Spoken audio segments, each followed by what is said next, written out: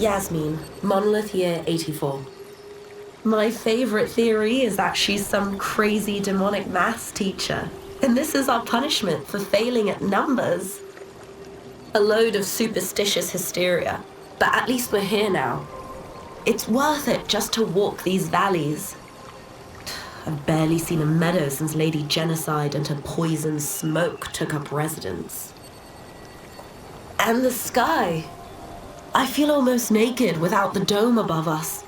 We're so exposed, but it's thrilling too. We landed at the exact spot where Expedition Zero touched ground and retraced their route. But there's not a single scrap of cloth or body anywhere. Bloody hell, we're out here chasing shadows. 15-year-old shadows. I'm glad we restarted the expeditions. How the hell are we supposed to find them? No trail could last 15 years. Expedition 81, René. Huge discovery. This is the first Nevron with whom we've been able to communicate. It seems stuck in this cave. Gregoire is, as usual, deeply suspicious, but this could change our entire understanding of Nevrons and the Patriots. The 78. Maxence. Stealing the airships. But we knew we had to try, and it worked. We deserve strong leaders, not those old fools on the council hiding under the dome. Under their control, our people are condemned to a slow, inevitable extinction. Their timid half-steps achieve nothing. The answers are not in Lumiere. They are out here. Our only choice is to take matters into our own hands. Fortune favors the bold. We must forge ahead with conviction. Charlotte, 70. We finally installed the last set of grapple points, with only days to spare. And for the first time, I feel real hope. This is our gift for all the expeditions to come. I am incredibly proud of our team. The interior of the monolith is perhaps the harshest landscape we've encountered. The final set of grapple points were excruciatingly complex to place and required painstaking focus and skill. But we were bold. We were ambitious, and we refused to stop. There's no other group of people I'd rather be with, and it is an honor to die by their side. It is fitting that we greet our end together within the monolith that has loomed over us for so long. Though this Nevron has won the battle, the expeditions shall win the war. Tomorrow is here. 69th Expedition, Fleur. Good thing Anthony upgraded all the climbing handholds. Not only are they much easier to install in the cliff faces, they're also a lot nicer to use. We're setting the last few handholds tomorrow. Then we can finally get out of these caverns and see the sun again. I can't wait to rejoin the mountaineering team. I still remember that first mountain we scaled. Watching the sun rise above the clouds was magical. But rappelling down as we set the handholds was pure exhilaration. I know some of the others chafe at being restricted to recon only.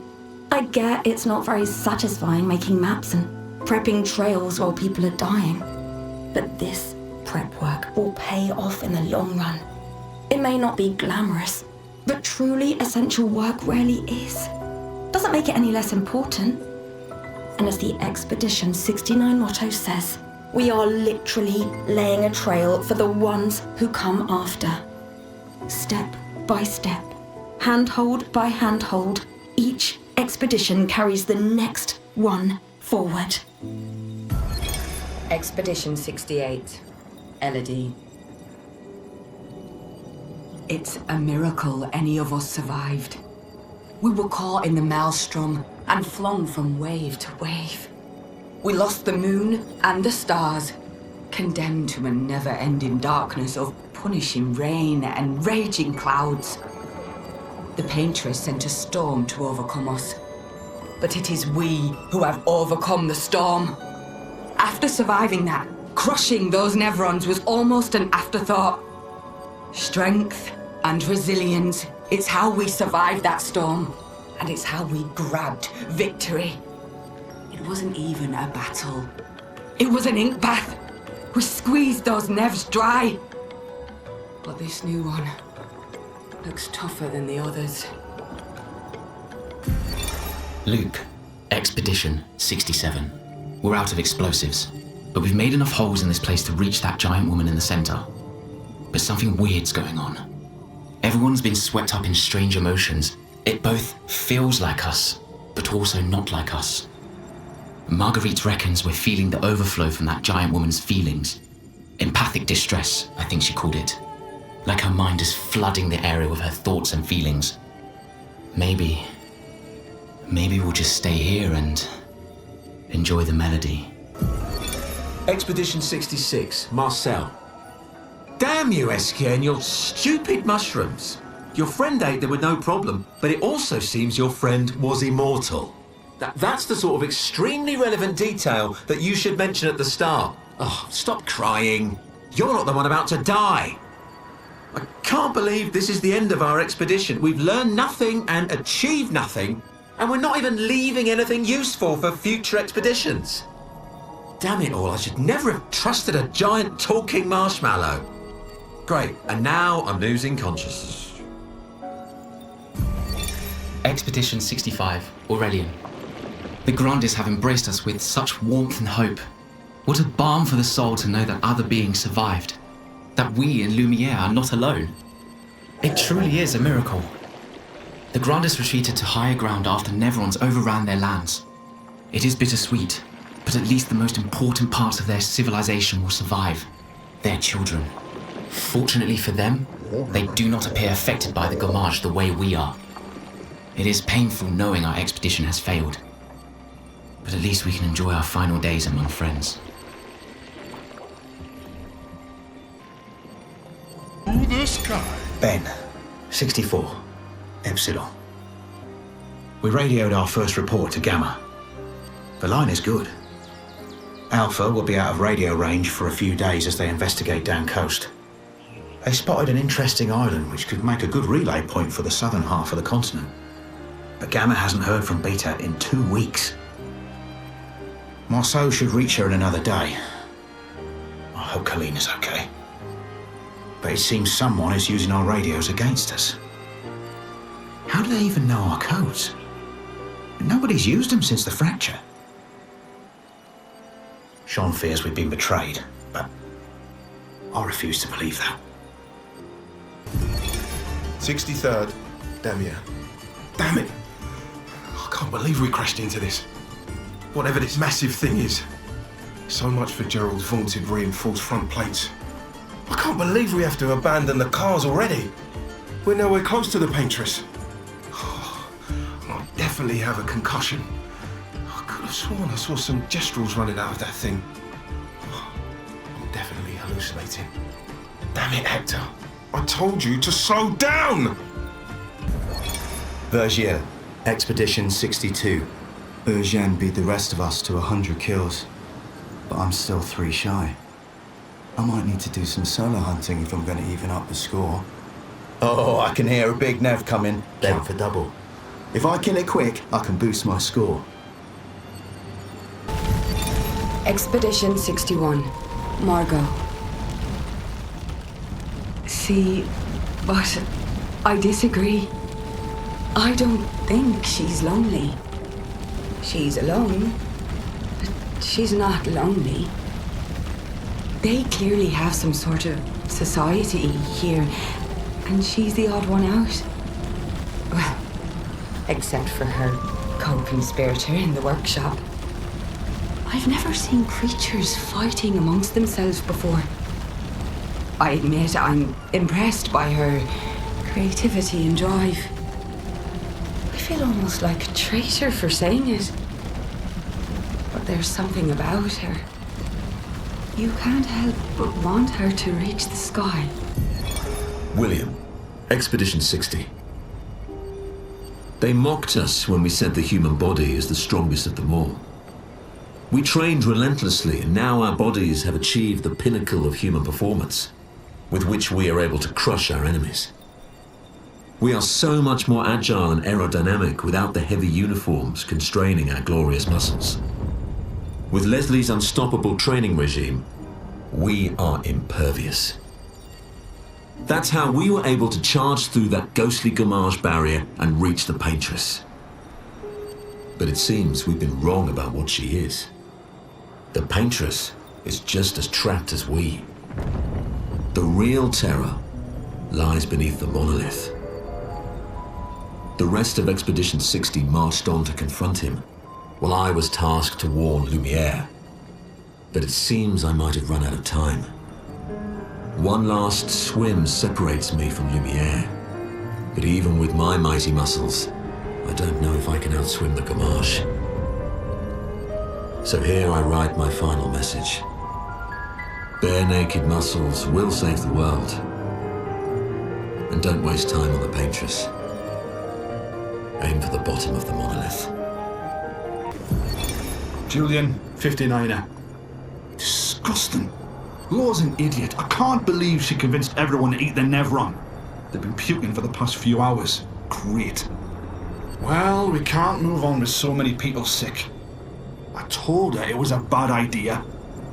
Hopefully they'll feel better with some mushroom broth to settle their stomachs. Expedition 58, Delphine.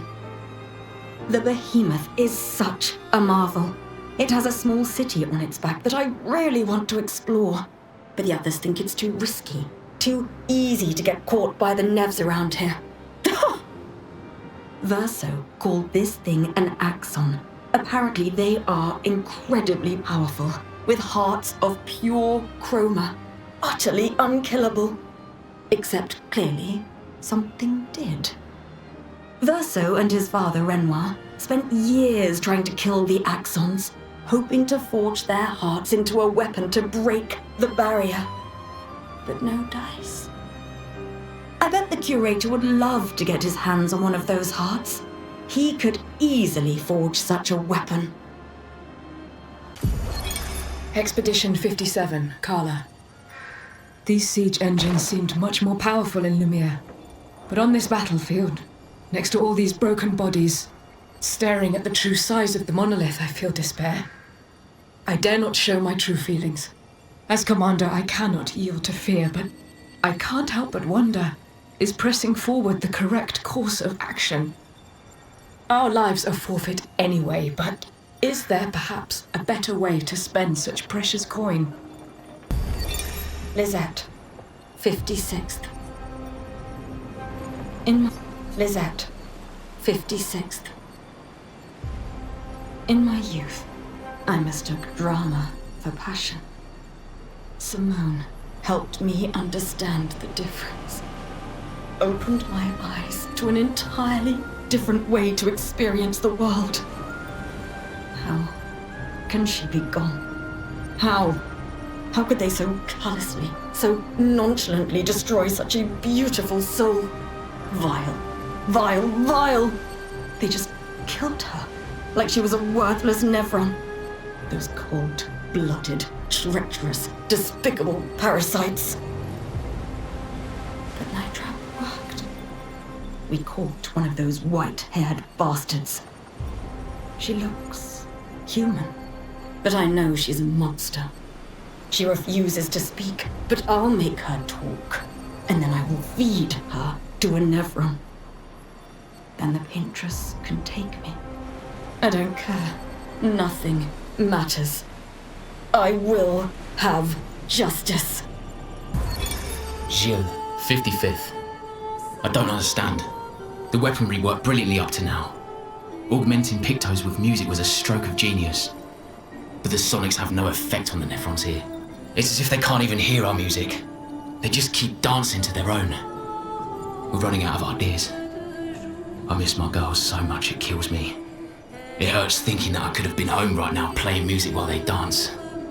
Rochelle would have given birth by now. I could be holding my first grandchild. Instead, I'm here. No. No. There's still a chance, and someone has to fight for them. I can't let them down. Drums, maybe that will work. They can't hear our music, but perhaps they will feel it. Constantine, theoretically of the 54th. We're born into a social contract, the terms of which are preset. We can neither negotiate nor decline. Our very first breath, that first wail as an infant, was deemed our consent. Before we can speak, before we even understand what it is that we're born into, we're bound. Lumiere operates a certain way. It favours a certain group and a certain outcome. And if you question the Council, well, the Council is going to question you. Push too hard to change things, and you just might end up on the next expedition. So, nothing ever changes. They just send us out to die, dissent us, and the status quo continues. At least out here, I don't have to pretend anymore. I don't bear the others any ill will. They have good intentions. But I'm not here for the painters. I'm here to build a new Lumiere. Expedition 53, Lilu. Dominique's other injuries are manageable, but she's been in a coma for 2 weeks with no change. Fuck. What do we do? We can't just leave her here. But what about the mission? Lance says give her 1 more week, but Dom would have wanted us to go on. She'd have yelled at us for even staying this long. It's the right choice. It is. Even if it doesn't feel like it, right? Right? Pons found a plant, tested it on some animals, says it'll be painless for Dom. He's preparing a tincture. It's fucked up. Everything's fucked up.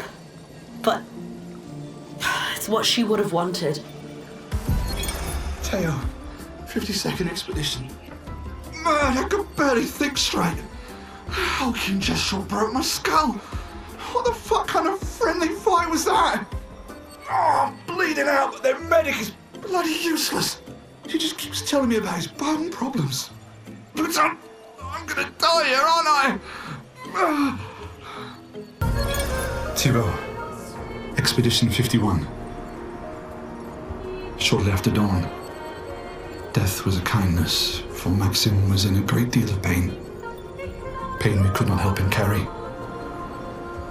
Tomorrow comes, and it comes for us all. May it bring you the gift of peace, and not just the gift of sorrow. No one else will ever understand. Not the way my fellow expeditioners understand. Maxim, Clement, Fabienne, William, Carla. We're bound by something deeper than blood or love.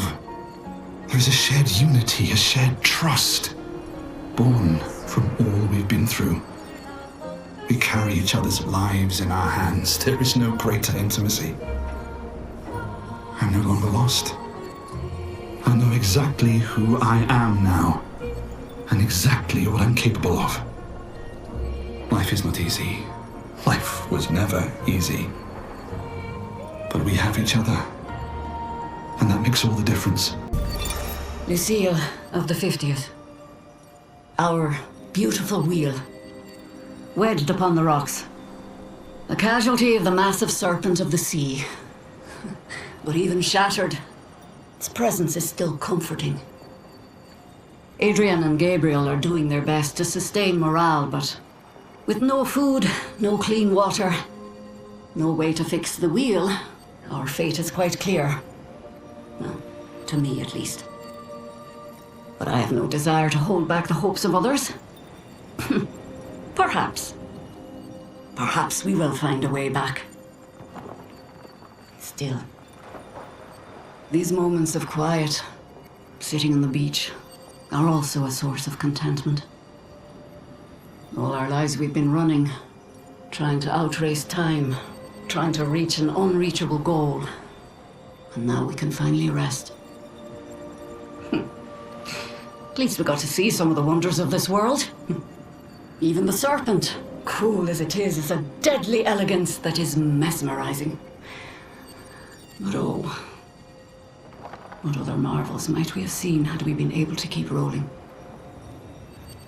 I sometimes wonder what it would have been like to grow up outside the dome. Perhaps even live amongst the Nevrons. Could we have achieved a form of peace? Or even prospered alongside them? Christoph, Expedition 49. We can hold the line for another few days, but we need to find a way out. Our water supply is running dangerously low. Focusing our strategy around healing was a smart move. But we can't take down an Nevron like this with our weak firepower and our backs against the wall. We can keep the fighters healed for quite some time, but not without water. Even with water, we'd eventually run out of stamina. For our allies who come after, sadly our lives may have proven that defense is both absolutely necessary and wholly insufficient. Vanson, 48th. He wouldn't listen. Just kept running everyone into the ground. He acted as if he was the only true believer. That we had to trust him. 5 dead, and he wanted to double down. Thomas, not so subtly, insinuated that Jean should be relieved of duty. Mutiny. Something I'd never have countenanced. Yet I have a duty to them too. It's a gutting realization. What has to be done? The mission is too important. The team is too important. We can't just throw our lives away for nothing. I hate that it came to this. But he broke our trust. Under Expedition Code 23, Jean Fournier is hereby relieved of duty. I, Vanson Constantine, have assumed command and have designated Thomas Flegov as lieutenant. Thomas of the 47th Drunken Brigade. Benjamin's been calling us the Drunken Brigade. Ha! I love it. Yeah, we do our best work after a few. The trick is finding that perfect point where your nerves have calmed enough that your mind and body are one, but not so calm that your reactions are dulled. Some of the lads haven't quite managed riding that edge. But I remain in full control of my body and thoughts. Oh, sounds like someone spotted another Nevron. Better fuel up for our next dance. For Lumiere! Expedition 46, Annalie. Brigitte finally succumbed to her infection. She fought off that blasted Nevron for 4 days and 4 nights, saving the rest of us, but it gashed her badly. Toward the end, she seemed almost peaceful. She said not to worry. Her daughter Lune will finish their work. Cassandra, 45th. Oh shit, they were all crushed. If Timothée hadn't pushed me out of the way. But both my legs are crushed as well. And I don't know how much longer I have. I wish I could have avenged you all. If anyone finds this journal, do not enter this cave. The Nevron inside will crush you. Nicholas, Expedition 44. The idea was we'd only have to fool the first one. Then Jules can wear its carcass to trap the next, and so on, until we all have proper cover. But disguising ourselves as Nevrons has proven to be extremely ineffective, to say the least. Maybe they recognize each other by their chroma. Anyway, it was an utter failure. To any expeditions that follow our trail, do not disguise yourselves as Nevrons. It doesn't work. Expedition 43. Sabine. That damn snake destroyed all our submarines in a matter of minutes. And now we're stuck with no equipment, no food, no water, nothing. No way to get off this island, and no way to kill that bloody serpent. Putain, the painters must be laughing. Diverting the resources of the entire engineering and defense divisions to construct those subs. And mad, all the people who trusted our vision and volunteered their lives. If we die stranded on this tiny island after everything we went through to get here, my ghost will haunt her blasted monolith and this island and that stupid snake for all time. Merde! Armand. Expedition 42. It's been 2 weeks, and still no word from Freya or Olivier. They've never missed a check-in before, no matter how exciting their find. Oh, my friends, I hope the end was swift. The grandest exhibit is likely our last, but as Olivier would say, it is also our grandest. I wish you were here, making that joke for the 1000th time. I'm proud of our work. We've pieced together so much. I just wish we had more time. The Gommage is still a few months away. Perhaps I can make one last trek. If you're reading this, my unknown future friend, I hope the information we've gathered helps you find answers. We've done what we could, in the hopes that you will prevail. Tomorrow comes. Expedition Wolf 41. My bag's getting weighed down from all my kills. Maybe I need to pick smaller trophies. Estelle bagged 7 of those armoured nevs, so I've got to get at least 8 in this next batch if I'm going to beat her. Leah showed me how to double up my weapon pictos. Might not be stable, but the bang's going to be worth it. The paintbrush might be out of our reach, but her minions aren't. And if I die, I'm going to make sure I die big. Like Xavier says, subtlety is not our game. We only live till 40. So let's go make some friends. Avril, 40th Expedition. Gigi and Edmund were leading. They were on a clean glide to the monolith when they flew into some sort of barrier and just gommaged away. Our gliders are useless without a way past the barrier. Bernard's going to explore on foot, see if there's an entrance. But in the meantime, we might as well make ourselves at home. I guess I'll try my hand at fishing. Assuming those sea Nevrons left any fish for us to eat. Rest in peace, Gigi and Edmund. Expedition 39. Albert. Edith's not back. So until then, we stay on recon. All these masks are freaking me out. Fucking creepy. I swear I could hear one of them singing. The Nevrons around here behave so strangely. Almost like they don't really want to kill us. They still do, though. This place is making me crazy. Maybe if I wore one of these masks, they'd leave me alone. Expedition 38, Genevieve. We buried Patrick near the lake, so he could be close to water. I know he really missed the aqua farm and his floating gardens. Pierre Obscur thinks it's a waste of time to update these journals, but I find it strangely comforting. I suppose at its core, it's a record that we existed, that we still exist. The Gommage is coming, but I feel at peace. Just the two of us, but we managed to carve out a tiny sliver of a life of our own. I should feel guilty, maybe, for abandoning the mission, but I don't. I'm just glad that when tomorrow comes, it'll be Pierre Obscur at my side. Until the end. Law, 37th Expedition. Should I feel guilty for enjoying what's left of my life? Should I feel guilty for abandoning the others when the expedition was so clearly doomed? Nobody listened to me. Apparently getting slaughtered by Nevrons or this white-haired man is an appealing future for them all.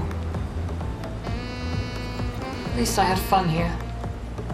I didn't realize how quickly time has passed. The Gommage is tomorrow. I've been trying to overcome this Jestrel's challenge for months now, but it seems even more of a challenge than defeating the Paintress. Guess I'll never see the Jestrel's grand prize. That's my only regret in life. Isabel of 36. Winter souls drift through the night, and land soft upon the moonlit vale, whose snowy shrouds hold tight the hope I'd whispered once long ago. Golden folds adorn the stems, a maze our eyes back to follow, a meditation of winding curves. Deep they flow to center, where lie the edges of another verse, another maze of golden stems and shadows. A sea of pebbles shifting, a wave, a wave, a wave of rock and sand. As sand falls upon our heads, and our heads sink beneath the waves. Along the darkened shores we sink, a pebble in the sea. The rising wind rolls through fragrant stalks of feathergrass. Their delicate aroma, a balm, their gentle susurrus, a lullaby for my aching heart. Matteo, 3-5. They were so brave. So that's what it means to lay the trail. I survived and will continue on. But to all the heroes of my team, I dedicate our journal. All of them were bleeding out from our battle with the terrifying Nevron roaming this area. Yet in their final moments, they used their bodies to create a bridge for those who come after. Expedition 3-5 is over. But tomorrow comes. Corin, 34th Expedition. Looks like our elemental focus strategy didn't pay off. Who would have thought some Nevrons would be immune to every element? We have discovered so much, though. I suspect there is a deeper level of chroma beyond what pigtoes enable us to manipulate. The pull of chroma grows as we get closer to the monolith. But thus far, we've been unable to tap into those flows. Maybe Gustav's idea to convert chroma from pigtoes to... what did he call it? Lumina. Maybe that's not so crazy after all.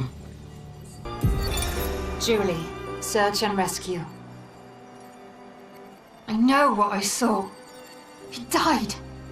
Fucking died. That attack destroyed half his torso. There's no walking away from that. But when I found him, he was unconscious but whole.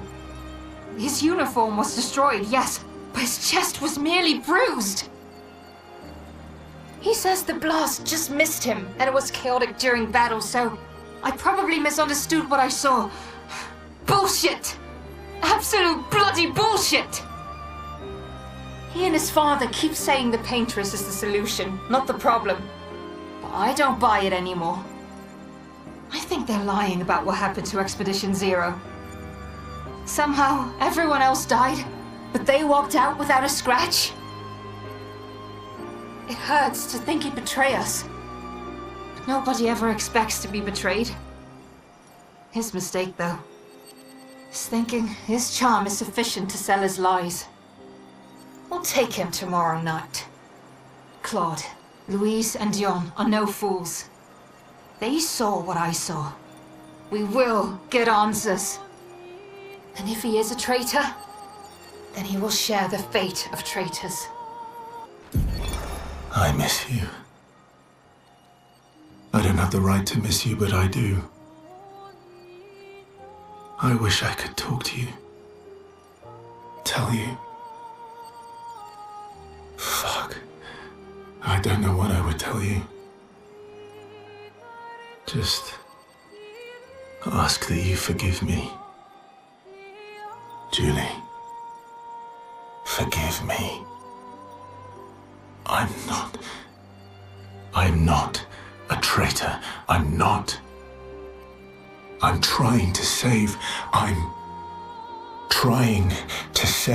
us all. But you're right.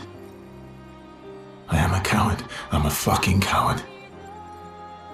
You deserved to know why, but I couldn't. I couldn't face you properly.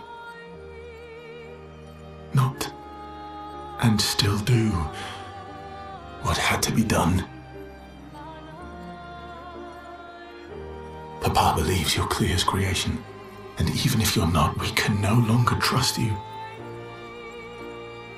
But I think you just wanted answers. Why? Why couldn't you just let it go? Why did you convince them to abduct me, interrogate me? No. Fuck, I shouldn't say that. You thought I was a traitor. You were doing what you thought was right, just like we are. I swear to you, I'm doing what's right. I should have known when you started questioning things that you wouldn't be fooled. But how could I even explain? You'd have thought I'd gone mad. Doppelgangers. Canvas worlds. Man. But Papa's right. We can't take the risk. Too much is at stake. It had to be done. It had to. Clair already took our sister. If we want to save our family, our world, our people, we can't take any chances. And once we free Mama, she'll bring you back. It won't be forever. I promise. I promise. We deserve to live. All of us. We deserve to exist. Simon. More and more of my mind is fading away. I must put my words down on paper before I lose myself entirely. My beautiful Clair. What did she do to you? That paintress. She fooled me. She looked so much like you, and I believed her story. She granted me the power to fell the axons and enter the monolith. I realized too late that she had warped my mind. That she had in fact taken you away, locked you somewhere I could never reach, and set me on a path to destroy your future. But then I met Aline, who showed me that I could save you. With her help, I descended to the bottom of the monolith, where Aline had sealed him away. The one who brings the Gamache. The one who threatens our very existence. But his powers are strong, and I'm finding it harder and harder to fight his influence over my mind. My mind is breaking. My final thoughts are only a few. I despair. But one day, our suffering will end, and we will find our way back to each other. In this life, or another. But how?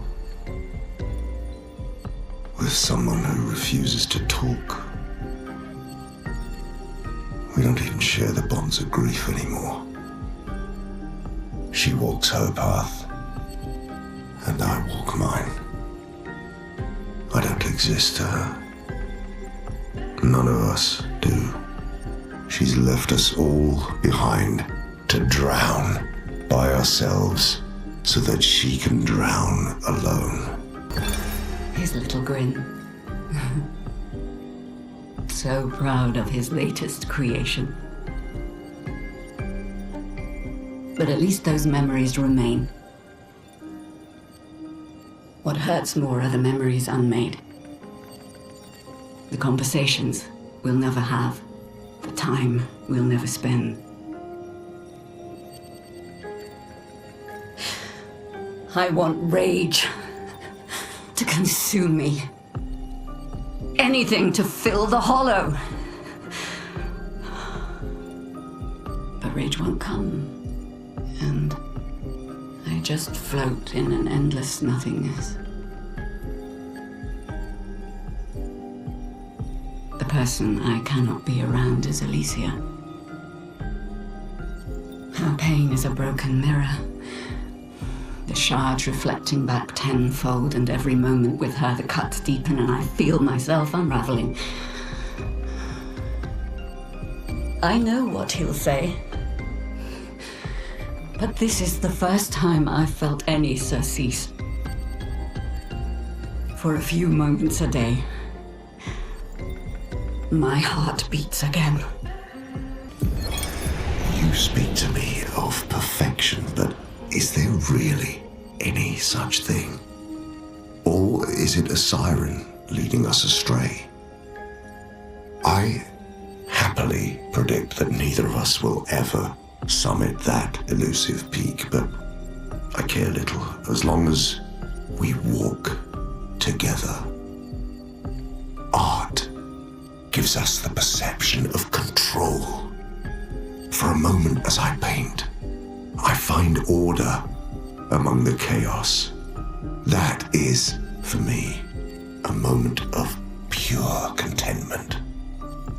And that is truly better than perfection.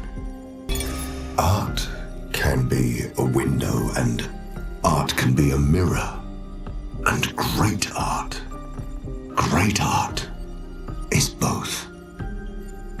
Son, you'll never be a true artist if there's always a mask between you and the viewer, especially when the viewer is you.